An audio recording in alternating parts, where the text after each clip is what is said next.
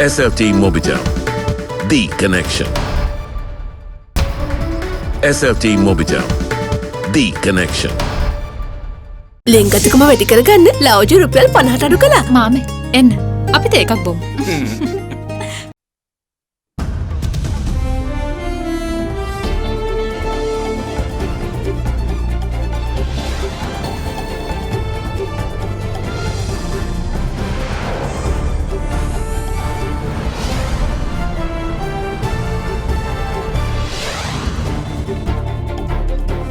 New ways for all problems. Import controls and looming debt repayments take center stage in Parliament today as the government tells the opposition, we'll do it our way.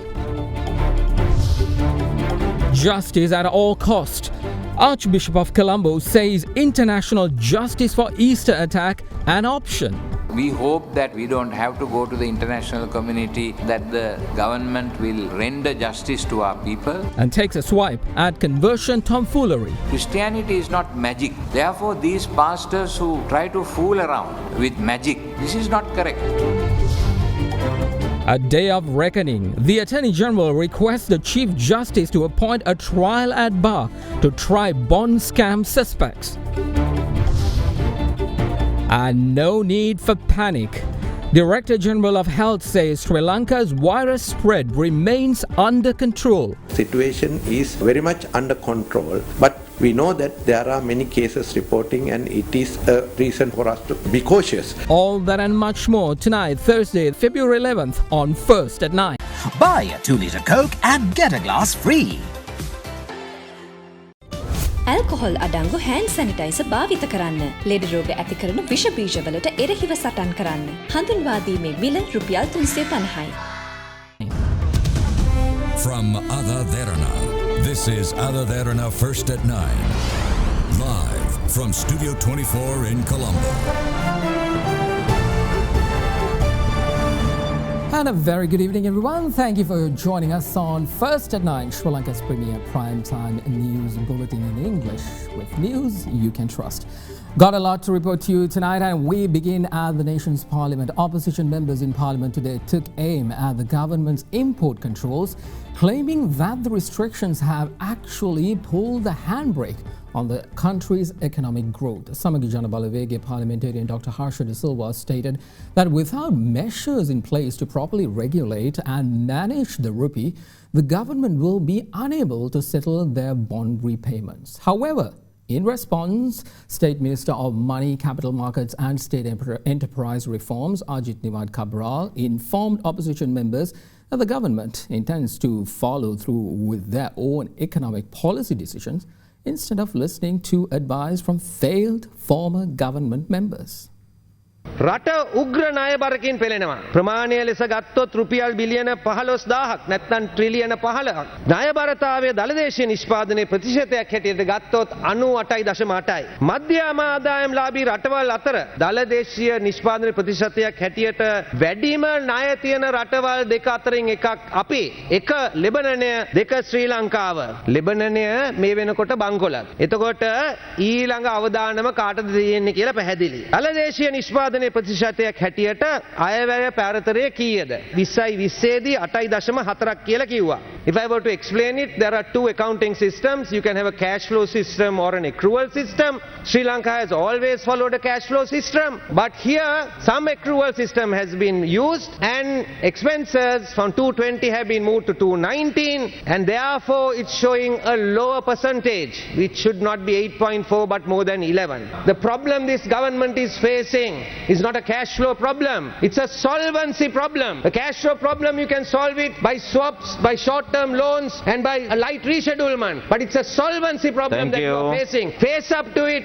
and act now. අපිට රුපියලේ අගය කළමනාකරණය කර ගන්න නම් එක පැත්තකින් අපිට සිද්ධ වෙනවා පොලි අනුපාතය අඩුවට තියාගන්නත් රුපියලේ අගය ඉහළ මට්ටමක තියාගන්නත් කරන්න පුළුවන් දෙයක් නෙමෙයි කියන එක ආර්ථික විද්‍යාවට අනුව ඔප්පු කරලා තියෙනවා අවුරුදු ගාණක් තිස්සේ. අපිට තෙල් මිල සිංගප්පූරුවේ ඩීසල් බැරල් එක ඩොලර් 65යි. ඊළඟට මොකද වෙන්නේ? අපි දන්නවා අවශ්‍ය බඩු ගේන එක පිට රටින් මේ අද කරන ගැසට් එකත් එක්ක රෙගුලාසිත් එක්ක සීමා කරලා තියෙනවා. ඊළඟට අපිට ඉදිරි වෙළඳ කිවිසුම් අනුව ඩොලර් ලබා ගන්නත් හැකියාවක් නැහැ. ඒ නිසා ගැටලු මහා ගොඩක් නිර්මාණය වෙලා තියෙනවා මේ රුපියල කළමනාකරණය කර ගැනීම සඳහා. අපිට ගෙවුම් ශේෂයේ විශාල ප්‍රශ්න ඉදිරියේදී මතුවෙනවා. අපිට තියෙන සංචිත 5186යි ඩොලර් මිලියන්. එතකොට මේ ඩොලර් මිලියන් 5186න් අපිට එන මාස 6 ගෙවන්න තියෙනවා ඩොලර් බිලියනයක ජාත්‍යන්තර බැඳුම් කරා, ඩොලර් මිලියන 980ක සංවර්ධන බැඳුම් කරා, ඩොලර් මිලියන 482ක පොලි යනාදී වශයෙන් මේ මහ බැංකු වාර්තාවෙම තියෙනවා ඉදිරි අවුරුද්දේදී විතර අපිට ඩොලර් බිලියන 6ක නැවත ණය ගෙවීම සිද්ධ කරන්න වෙනවා කියලා රජයට පමණ. අපිට මේ මුදල් කොහොමද අපි හොයාගන්නේ? අපිට හැමදාම මේ ඩොලරය පාලනය කර ගැනීම සඳහා මේ සීමා පනවලා ආනයන නවත්තගෙන ඉන්න බෑ. අපිට යන්ත්‍රෝපකරණ එන්නේ නැහැ. එතකොට ඒකෙන් වෙන්නේ අපේ ආර්ථිකයේ වර්ධනයට සීමා පැනවෙනවා.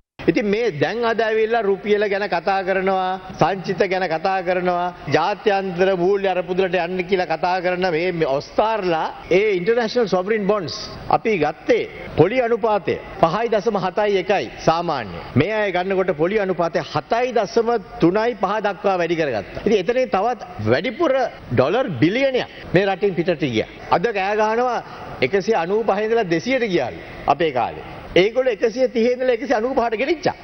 ගෙනියලා අද ඊට පස්සේ අපිට බාර දුන්නේ අන්න ඒකයි. සංචිත නැති අපනයන අඩු වෙච්ච ආනයන වැඩි වෙච්ච ආර්ථිකය බාර දීලා අද ඇවිල්ලා මහ ලොකු කතන්දර කියනවා. පොලි අනුපාතයයි රුපියලේ අගයයි දෙකම එකට කරගන්න බැහැ කියලා කිව්වා. මම ඒ අයට කියනවා මම මහ බැංකුව අධිපතිවරයා ඉන්න කාලේ ගිහලා බලන්න කියලා. ගිහලා බලන්න කියලා රුපියලේ අගය අපි පවත්වාගෙන යනකොට පොලි අනුපාතය අඩු වෙච්ච බව. ඒක බැලුවම තමයි ඒකෙන් තේරෙන්නේ ඒ අයගේ මේ න්‍යාය විතරක් නෙමෙයි මේක වැඩ කරන්නේ. එතකොට රුපියලේ අගය ගැන දැන් කතා කරලා කියනවා IMF එකට ගියේ නැත්තම් බැරි වෙලා වුණා. ඔය බිලියන 10 ගත්තේ IMF එකත් එක්ක.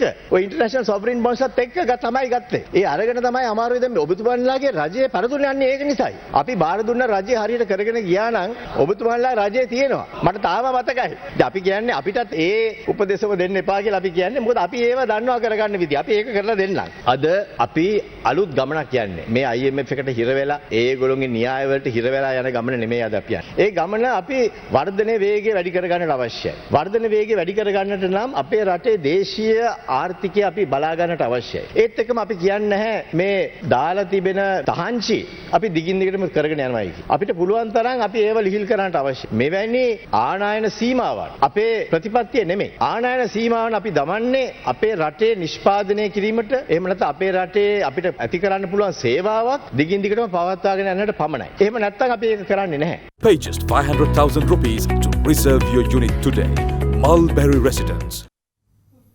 Well, after having sent a written request for a copy of the Easter Attack Commission report to the President, the Archbishop of Colombo, His Eminence Malcolm Cardinal Ranjit, says that the Catholic community's last resort for justice would be in reaching out to the international community if the government cannot deliver. He added that the Catholic community needs answers to the questions of who was behind the attacks and who bears responsibility for the inaction that left the gate wide open for such a calamity. Meanwhile, the Cardinal also took time to respond to social media allegations of Catholic Church's links to controversial Christian conversions being carried out by pastors, saying that the Church has never engaged in tomfoolery and magic in Jesus' name. The Archbishop of Colombo, His Eminence Malcolm Cardinal Ranjit, held a media briefing today where he expressed expectations of the Catholic community for justice with regards to the Easter Sunday attacks. With regard to the Easter Sunday investigation, the commission appointed by the President has concluded its investigation and it has already presented the report to His Excellency. And I have written to His Excellency the President on behalf of all those people who have suffered due to this attack and I have requested a copy of this document so that we too can have a look at it and see whether we can be satisfied about the process and about their recommendations. We always insisted that there are two important matters in this consideration. One is the authors of this action. Those who carried out this action, we want to know who they are and why did they do it. Secondly, we also want to know why some in authority, having come to know about these forthcoming attacks, did not do anything to prevent those from happening. So we want to know who they are and what kind of action is being taken against them. So we hope that we don't have to go to the international community looking for justice, that the government will render justice to our people. But if there is no other way, well, then we will be forced to look at other options, even including the option of going to the international field. Meanwhile, the Archbishop also responded to allegations on social media that the Catholic Church is behind Christian pastors carrying out religious conversions, saying that the Catholic Church has never been involved in what he termed as magic and tomfoolery. There had been some comments and some criticisms leveled at the Catholic community, at the Catholic Church, that we are involved in this whole movement aimed at some of the top performers in society, like singers, actors, musicians, cricketers, cinema directors, all these people, that the Catholic Church is behind what the pastors are doing and trying to convert them to Christianity. Catholic community, we have the Roman Catholic community and the non-RC Catholic communities. And then we have the evangelical Christian communities and then these so-called pastors. We have no intention of converting the whole of Sri Lanka to Catholicism. These pastors are appealing to the base instincts of human beings. For example, economic problems, some of them are social problems. There is no way in which we can create magic out of Jesus Christ. You know, you have 3,000 rupees in your purse and by saying a prayer, you are going to make it multiply into 6,000 rupees. Or you have your battery in the telephone can be charged by prayer. These are all rather stupid also to believe that Jesus Christ can be brought down to that level. Christianity is not magic. Therefore, these pastors who try to fool around with magic, this is not correct and misleading, giving a wrong impression of Christianity. We don't accept this. And we want to say that the government should investigate who these people are, why they are here, from where do they get these funds, and why are they trying to create religious disharmony in this country between the different communities. We are not part of this strategy to try to make use of the problems that people have in order to convert them to Jesus Christ with tomfoolery and magic. Well, Pakistan Prime Minister Imran Khan and several foreign envoys commended Prime Minister Mahinda Rajapaksa's announcement in Parliament yesterday on permitting burials of COVID-19 deceased. Meanwhile, Parliament heated up over a statement by State Minister Dr. Sudarshani Fernandopulle, who announced that the decision needs to be agreed upon by the Technical Committee of the Ministry of Health. In response to a question posed by SJB parliamentarian S.M. Marika yesterday, quoting State Minister of COVID Disease Control Dr. Sudarshani Fernandopulle's statement that COVID-19 does not spread via water, Prime Minister Mahinda Rajapaksa announced that approval will be given for the burial of COVID-19 deceased. The Prime Minister's statement was met with commendations from several foreign envoys and foreign leaders on social media. Accordingly, Prime Minister of Pakistan Imran Khan stated that Pakistan welcomes the assurance given by Prime Minister Rajapaksa to allow burials. In the meantime, US Ambassador to Sri Lanka and Maldives Alaina B. Teplitz commended the decision, saying that implementation of a revised practice that is in line with international public health norms and respects religious rights is a positive action. In addition, British High Commissioner to Sri Lanka Sarah Hulton tweeted that she expects that the burial of COVID-19 victims will become a policy soon, allowing those sadly bereaved to follow their religious practices and international public health guidelines. Meanwhile, MP Rishad Batiuddin too praised the Prime Minister over the decision, saying that he hopes the words would be turned into action soon. However, former JVP MP Bimal Ratnayaka in his tweet labelled the announcement a move targeting the upcoming UNHRC resolution against Sri Lanka. In the meantime, the decision was once again discussed in Parliament today.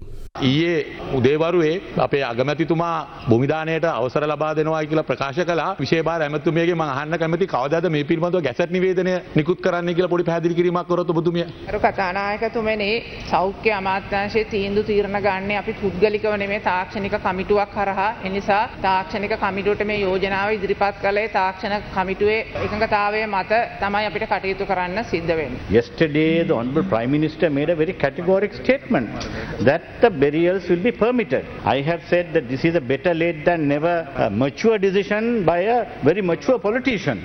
So he understands the predicament of not only the government, the minorities, the reconciliation in this country, and such an issue now repeatedly going back to this so-called expert committee, which is full of people who are pseudo-scientists, is not going to solve this problem. The Honorable Ali Sabri knows that all Muslims on both sides have been agitating for this, and finally the Honorable Prime Minister has given a solemn undertaking in this house.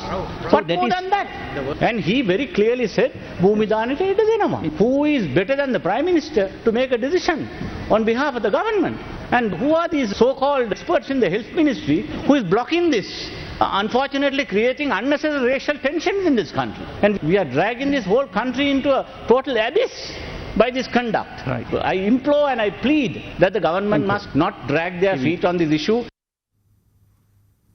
Well, the Attorney General has requested for a trial at bar from the Chief Justice to hear charges against the main suspects of the 2016 Central Bank bond scam. According to the coordinating officer of the Attorney General, State Counsel Nishara Jayaratna, charges are being filed against the suspects for several offences under the Penal Code and the Public Property Act. Attorney General Dapula Dilivera requested the Chief Justice to appoint a trial at bar to try former Minister of Finance Ravi Karunanayake, former CBS Governor Arjuna Mahendran, owner of Perpetual Treasuries Limited Arjuna Aloysius, and 8 others over the 2016 bond scam. According to the coordinating officer of the Attorney General State Counsel, Nishara Jayaratnam, former Minister of Finance Ravi Karunanayake had informed the Bank of Ceylon, People's Bank and National Savings Bank to only purchase bids that provided a low-yielded ratio through the bond auction. Further, Karunanayake had also instructed state banks to purchase the bids on a low-yield ratio other than the bids presented by the state banks to settle government financial needs. Accordingly, charges were filed against him under the Penal Code and Section 5 of the Public Property Act for instructing the purchase of these bonds at the auction. More local news. Well, Deputy Director General of Public Health Services, Dr. Hemant Herath, says that the COVID-19 situation in Sri Lanka is under control as the transmission rate of the virus by a single infected patient remains marginally above a single new patient. With that, he urges members of the public to take extra precautions to avoid any further spread and exacerbate the situation. However, in contrast, the Government Medical Officers Association warns of an increased infection risk in the country following a notable rise in daily infections.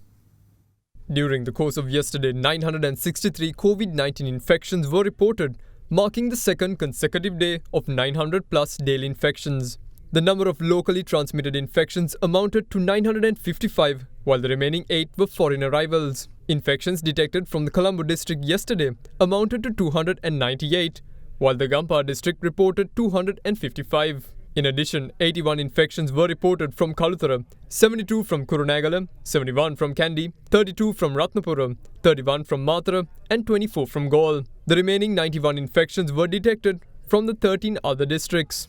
In the meantime, Deputy Director General of Public Health Services, Dr. Hemant Herath, says that the COVID-19 situation in the country is still under control, as the transmission rate of the virus per single patient is still only marginally above 1 person. The numbers reported in the very recent past indicates that still the number of cases reported are in general just above 1 person is being infected by a single COVID patient. That means at present each and every COVID-19 patient on average has infected just above 1 person, but not up to 2 persons on average. And if a single COVID patient transmit diseases for 2% or more, we would be getting exponential number of cases, and within very short period of time we will get the total number double and then quadruple, but it is not happening, and that indicates that situation is very much under control. But we know that there are many cases reporting, and it is a reason for us to be cautious, and therefore we are urging the public to take all precautions wherever possible so that we are not going to spread the disease from one person to the other. Meanwhile, editor of the Government Medical Officers Association, Dr. Haritha Aludge, rejected the explanation for high daily cases offered by health authorities yesterday. සමහර සෞඛ්‍ය අංශ විසින් මම දකිනවා ප්‍රකාශ කරනවා දැන් මේ අපේ මේ බොහොම ස්ථාවර මට්ටමක තියෙන වැඩිවීමක් නැහැ පහුගිය කාලෙක තුල අතිවිචාර බෑක්ලොග් එකක් ක්ලියර් කරන්න හින්දායි මේ නෑ ඒක සම්පූර්ණ වැරදි. අපි ඒක සංඛ්‍යා ලේඛන සහිතව අපි කියනවා අවදානමේ වැඩිවීමක් සිද්ධ වෙමින් තියෙනවා. මොකද ඔය කියන විදිහට අපේ එකම ස්ථාවර මට්ටමක නම් තියෙන අපේ PCR රේට් එක එහෙනම් වෙනස් වෙන්න ඕනේ නැහැ. PCR රේට් එක ජනවාරි මුල තිබුණේ 3%යි 3.5යි. අද වෙනකොට ඒක 7%ක් වෙලා. ඒ කියන්නේ දෙගුණකින් PCR රේට් එක වැඩි වෙලා මාසයක් ඇතුළත. ඒ කියන්නේ රෝගීන්ගේ වැඩිවීමක් වෙලා. මේ යථාර්ථය අපි පිළිගන්න තාක්කල් මේක කාගේවත් වැරද්දක්වත් අතපසුවීමක්වත් කියලා ගන්න නැතුව රටක් විදිහට අපිට වෙලා තියෙන දේ අපි ඉස්සලා පිළිගමුකෝ. Meanwhile, Chief of the National Operations Center for the Prevention of COVID-19, Army Commander General Shavindra Silva, confirmed that 536 infections have been identified today.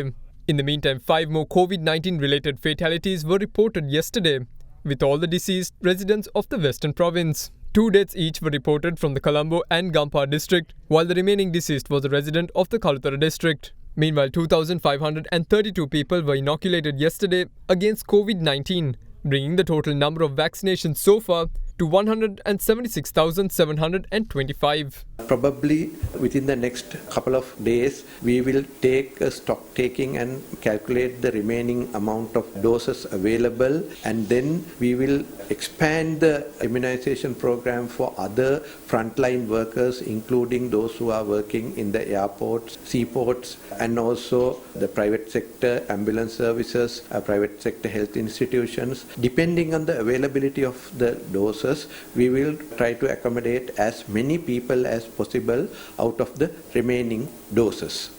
In another development, the total number of COVID-19 recoveries since the first wave increased to 66,211 after 567 patients were discharged from hospitals and treatment centers today. With that, the total number of active cases in the country now stand at 6,124. The Ministry of Labour has instructed officials of the Sri Lanka Bureau of Foreign Employment to set up new quarantine centres ahead of increased repatriation of Sri Lankan migrant workers.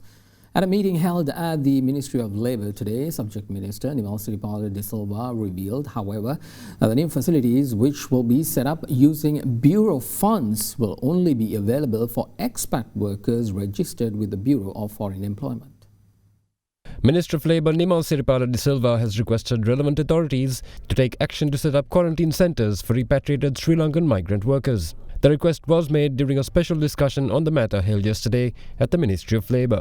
At the meeting, the minister added that the quarantine centres would only be utilised to house migrant workers registered with the Sri Lanka Bureau of Foreign Employment. Further, the minister revealed that according to the Foreign Employment Bureau Act, the Bureau's funds can only be spent on migrant workers registered with the Bureau, while unregistered migrant workers will not be eligible for these benefits. The minister also instructed officials to check with the owners of tourist hotels currently not in operation on the possibility of using their hotels as quarantine centres. The minister also instructed the Bureau of Foreign Employment to call for applications through the publishing of a public notice. At the meeting, Army Commander General Shavindra Silva informed the minister that nearly 90,000 Sri Lankans living abroad have been repatriated to date, with 87 quarantine centres, including hotels, having been used to house them.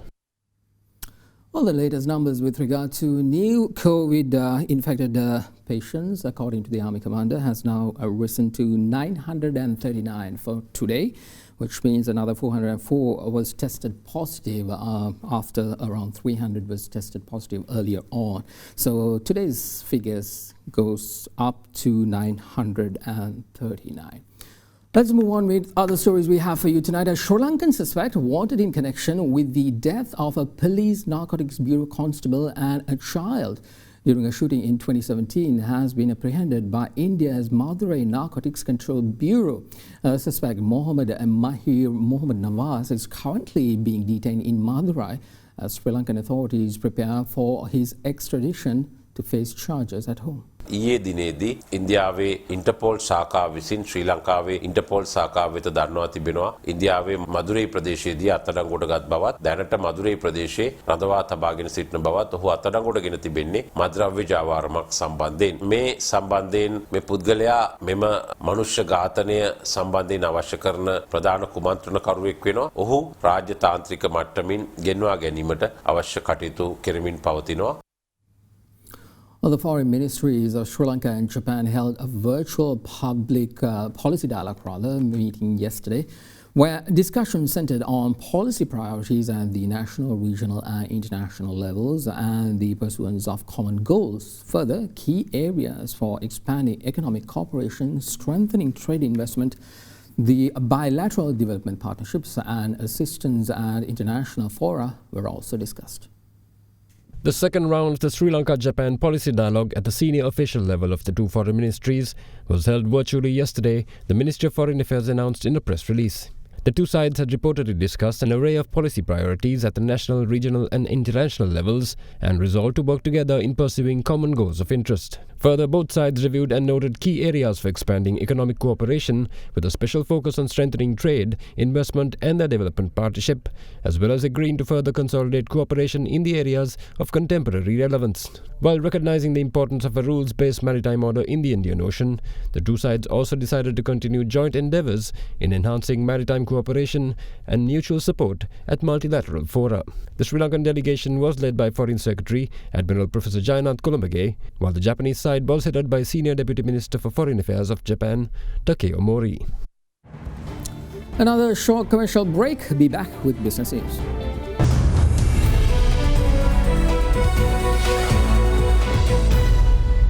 Welcome back. In business news, the Our Share Price Index fell by 134.6 points to end at 7,653.55, while the S&P SL20 Index, more liquid stocks, fell 0.82% to close at 3,062.28. Market turnover was at 4.3 billion rupees, where 49 stocks gained and 161 fell. Here's Dimath Matthews with the day's market report. Today we saw another major plunge in the market. However, the plunge was much bigger than the last couple of days. So with that, we saw a heavy selling pressure in the market coming across the board. So with the last couple of days declines, margin providers and investors with credit has been cutting their portfolios, and there has been forced selling also going on in the market. This and the huge declines in the portfolio has triggered selling pressure across the board. So today we saw the market slightly moving upwards at the start of the day, just about 30 to 35 points, and then we saw the decline start to happen. And with it, S&P SL20 hit the 5% decline mark. Well, that'll do for First at 9. World News is up next. Thank you for joining. Have a good night.